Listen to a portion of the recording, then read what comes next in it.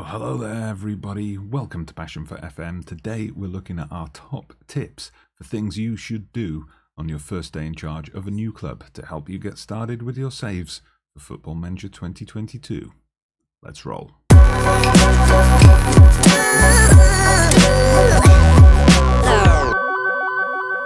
Now then guys, Craig here from the Northern Corey channel, and day one for me, I'm like Louis van Gaal. I'm marching into the club with my file of facts, trying to instill the philosophy on the club from the minute I enter it. Now for me, the first thing I like to do is sort out a tactic. So do I build my squad around that tactic, or my tactic around the squad? Now I'm sure we've all been there where we spent £100 million on two wide men, only to lose the first game and then go to a narrow diamond. It's happened to all of us, I am sure. So for me, I always start off by looking at the squad depth. And I've got it set up to show my best starting 11 and a selection of tactics, so I know where I stand. Because like I say, I've got a big decision to make. Am I building this squad around the tactic or the tactic around the squad? And I'm using Newcastle at the minute. They've got some very good wide men in Almiron, Fraser, and a Don that is St Maximin as well. Obviously, Callum Wilson up front will bag you 30 goals a season as long as you've got him fitted into that right position within the tactic. And current ability and potential ability, we're looking decent across the board. For a Newcastle United side, they're expected to struggle this season.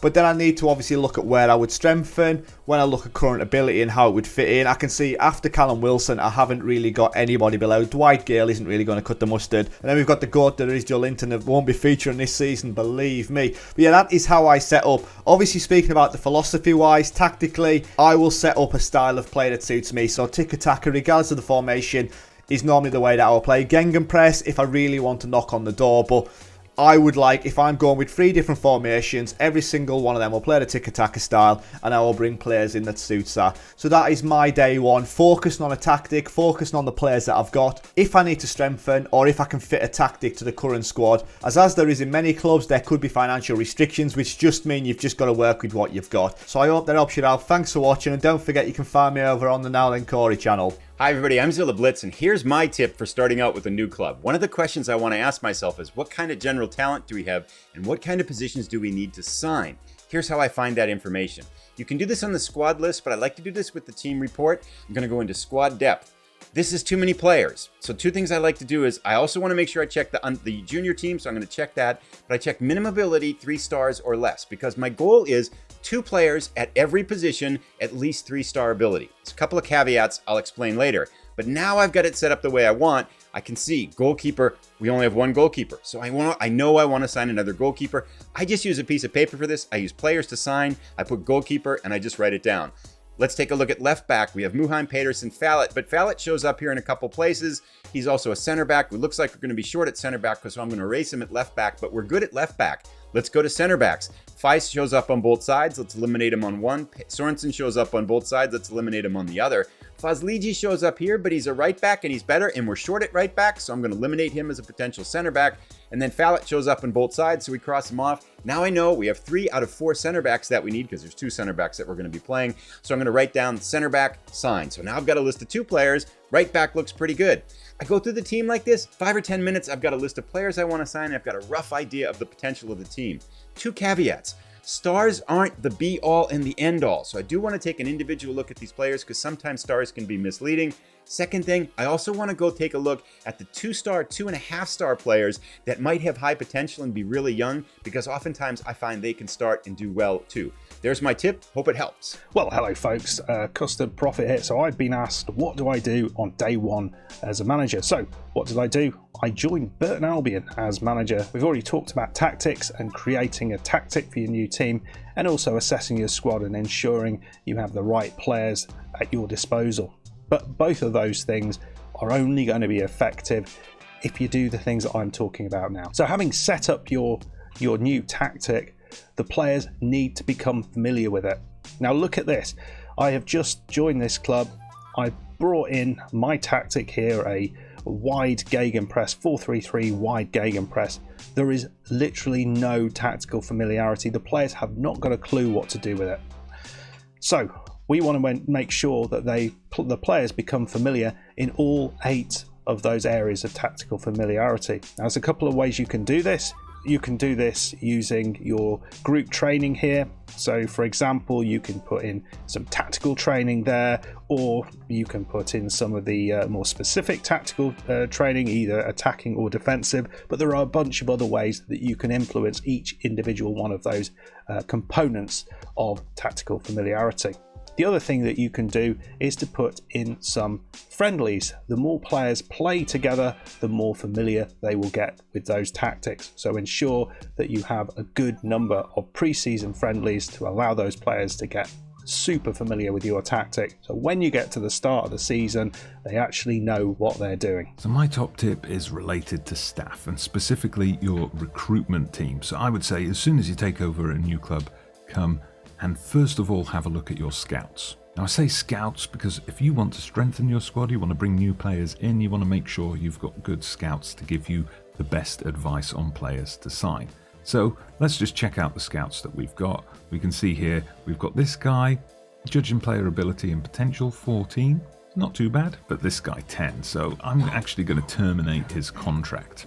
So, sorry Emre, but you're gone now. So then we can place a job advert for a scout. We can do that from here, or we can come to the job centre and do it here from place advert. I personally prefer to place an advert and wait for applicants to come in, but you could also do a staff search on recruitment team scout, and then we set our parameters for judge player ability and potential to 14. And here you got a list of people that you could potentially approach. Also important to pay attention to any gaps in your recruitment team. So you see here we've got space to bring in a director of football, a recruitment analyst and a loan manager, which could all help us in terms of developing our players. So that's my tip. Get your scouts in, then start your player recruitment. Hey guys, it's me, Demand4FM. So you have just taken over a new club, and one of my first things I recommend to do is to set your staff responsibilities. You can do this by going to staff at the left hand side menu, and you are greeted with this view. At the very top it says responsibilities, and if you hover over it there are a bunch of different options. Let's click on overview. This gives you a view of everything that you are responsible for as a manager, everything that you have to do. If you click on staff, this shows all the things that you have delegated. As you can see, these staff don't really have much to do, and we're going to change that. To do that, hover over responsibilities and select your subcategory. I would say it's important to do this and delegate tasks to staff members to free up your time to do things that are more important, like get your tactics working spot on. So here what we're going to do is on staff, these two options at the top, you can do contracts as well.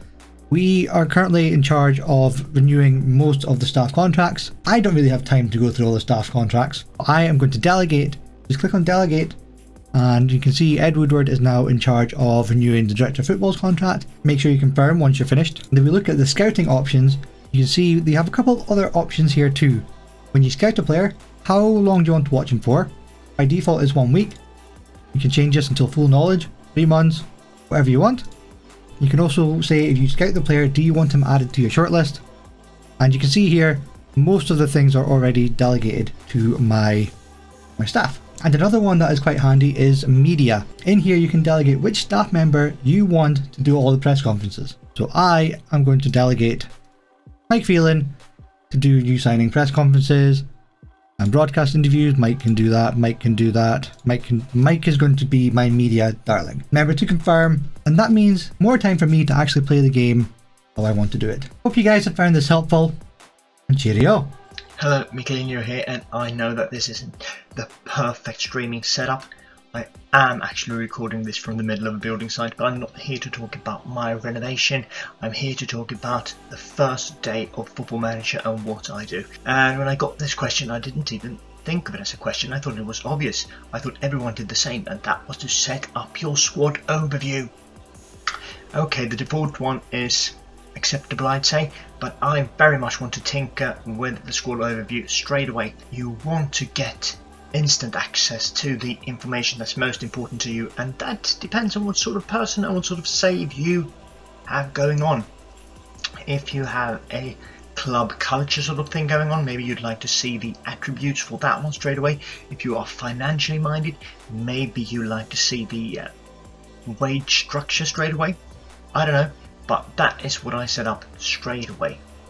For my recently finished Barcelona Youth Academy save. This is the squad overview I created from scratch, from the start, to show me players' ages, nationalities, abilities, potential, what sort of playing time they have, personalities, how they are doing on the training pitch, and then finally looking at the Barcelona DNA attributes that I set up.